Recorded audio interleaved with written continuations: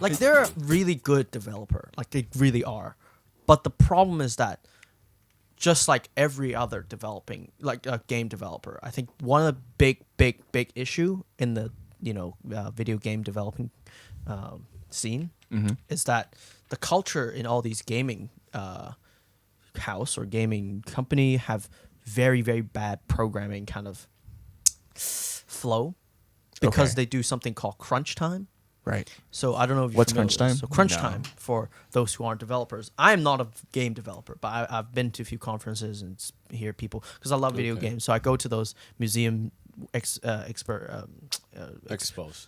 where there's like pan of video game developers and to talk about their experience. Oh, you actually go to those panels? Sometimes I go to those because there was one in V&A when I was studying in London, and I went to that. And I was like, oh, this is so cool. And I learned about the industry. Because back then, I still don't know what I wanted to do. I wanted to explore whether or not this was something that I wanted to try. But I heard about basically every company does it. It's called crunch time. And it happens just before there's a big deadline.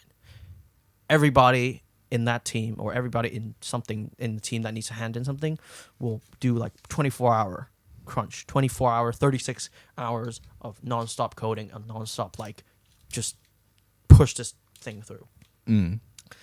Now, So like a deadline fighting situation. it's deadline fighting in On the corporate steroids. world on steroids to the extreme.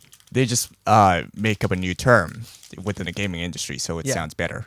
Well, We call it crunch time. It's really deadline fighting. I mean, yeah, come and on. it's really, really, really common, and it's extremely bad for everybody. Like everybody knows people burn out when they keep doing this, and it's really bad in the community.